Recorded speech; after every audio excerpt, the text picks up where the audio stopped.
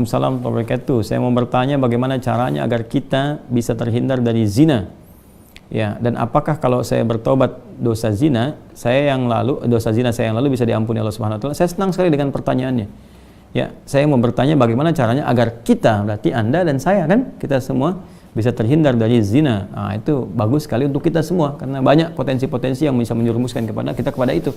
Ya, baik misalnya dari zina mata, zina telinga, zina mata melihat hal-hal yang nggak pantas untuk dilihat, ya, kebiasaan-kebiasaan yang buruk, kemudian zina telinga mendengar kalimat-kalimat yang kotor yang mengarahkan pada hasrat seksual pada tempat yang tidak benar, ya, dan perbuatan-perbuatan yang juga sekarang banyak sekali perangkat-perangkatnya. Semoga Allah hindarkan kita dari itu. Termasuk juga iklan-iklan, ya. Saya tuh sering kalau lihat misalnya baca ada komentar tunjukin admin kan, oh, kenapa Ustaz ini kok ceramah tapi iklannya snack video. Itu kan algoritma YouTube dari kebiasaan Anda aja nih. Jadi kalau Anda kebiasaannya lihat yang begitu atau klik yang begitu, datangnya seperti itu. Tapi kalau Anda kliknya misalnya yang baik-baik, ya, atau iklannya muncul ketika ada, itu kan dari kebiasaan Anda buka kan itu algoritmanya tersusun dengan kebiasaan kita buka laman apa dan sebagainya. Jadi Anda sendiri sebetulnya yang mengkreasikan itu. Jadi mengkoreksi untuk membuka sesuatu itu yang benar sehingga nggak datang iklan-iklan yang nggak diharapkan, gitu kan? Baik. Lalu apakah kalau ada ini si fulan atau fulan yang bertobat dosa zina yang lalu bisa diampuni? Insya Allah. Bahkan jelas ayatnya. Quran surah ke-39, ya, Az-Zumar ayat 53. Dan ini kan turun ketika ada seorang ingin bertobat dari dosanya. Ya, dan ini dosa besar gitu kan. Bahkan ada lihat menyebutkan dari zina. Ya, apa yang disampaikan Allah di sini? Qul ya ibadiyalladzina asrafu ala anfusihim la taqnatu mir rahmatillah. Ya, innallaha yaghfiru dzunuba jami'a. Ya, wahai hamba-hambaku, masih disebut hamba, dianggap hamba, diaku hamba oleh Allah Subhanahu wa taala. Ya, kata Allah, "Hei hamba-hambaku," katakan Muhammad SAW kepada hamba-hambaku yang israf berlebihan. Jadi israf itu udah standar tertinggi dalam dosa. Ya, jadi ada khata, nanti ada afu pasangannya, ada dzambun, ada ghafir pasangannya. Ghafir Quran surah ke-40 misalnya ayat 3, ghafiridzambi dzambi wa qabilit taubi. Kemudian ada naik lagi dzunubun, ada ghafar pasangannya seperti surat Nuh ayat 10, faqultu astaghfiru rabbakum innahu kana ghaffar. Ada ghafur. Kalau naik lagi dzunubun ma'adzulmi, jadi khata'un, dzambun, dzunubun ma'adzulmi pasangannya ghafur, kemudian israf pasangannya rahim. Ya, israf pasangannya apa? Rahim. Makanya disatukan di Al-Baqarah ayat 286 kan, Rabbana la tu'akhidna in nasina aw akhtana khata', Rabbana wa la tahmil 'alaina isran kama hamaltahu 'alal ladzina min qablina. Itu dzambun dan dzunubun ma'adzulmi. Rabbana wa la tuhammilna ma la taqata lana bihi, seperti israf. Wa'fu 'anna, al-'afwu, waghfir lana, ghafir, ghaffar dan ghafur, warhamna, rahim. Nah, tingkat tertinggi ini dosa-dosa besar, seperti zina kan dosa besar. Yang membunuh dosa besar. Maka kata Allah, "Qul ya ibadiyalladzina asrafu 'ala anfusihim," hai hamba-hambaku yang pernah berbuat israf.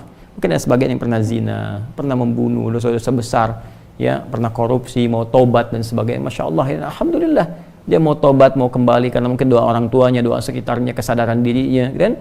Kemudian la taqnatu min rahmatillah, jangan putus asa dari rahmat Allah Subhanahu wa taala.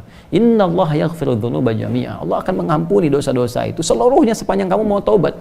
Sepanjang mau tobat. Makanya Allah itu sangat menyukai orang-orang yang tobat dan berusaha kemudian kita mendekat kepada Allah.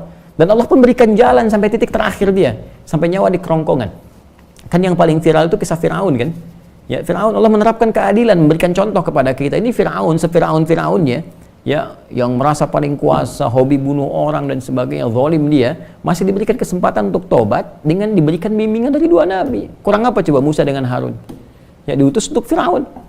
Ya, idzhaba ila fir'auna innahu tagha. Datanglah kepada Firaun, dakwahi dia dengan penuh kelembutan. Dia sudah mulai menyimpang.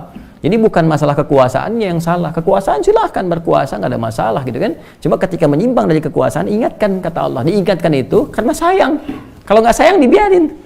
Ya, oke, kalau ada ulama bisa mengingatkan, ustaz mengingatkan, kita yang keliru dan sebagainya, nggak usah marah. Kan? Nah, kalau kebaikan kita terima dengan cara yang baik dan mengingatkan pula dengan cara yang baik. Karena kalimat Qur'annya faqul lahu qawlan layyina, katakan dengan cara yang lembut.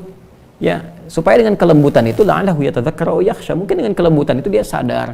Ya, ingat kembali bahwa keliru, dia khawatir, dia takut dengan Allah Subhanahu wa taala. Jadi Firaun pun dapat diberikan petunjuk oleh Allah dengan dua nabi, bayangkan, cuman dianya yang enggak mau. Ya, begitu nyawa ke kerongkongan baru munculkan daya tawar gitu. Itu yang jadi persoalan. Ya, jadi semua punya kesempatan untuk kembali.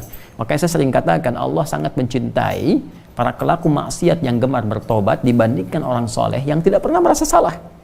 Ya, jadi saya support teman-teman saudaraku ini atau saudariku, ya kembali kepada Allah, ya, dan tutup semua, jangan diungkap kemana-mana. Kalau sudah berdosa, taubat kita kepada Allah, minta maaf kalau terkait dengan hak-hak manusia. Setelah minta maaf, berbuat lebih baik terus dan lupakan itu semua, berbuat lebih baik sampai kita merasakan kebaikan itu nikmat dilakukan. Itu halawatul iman namanya.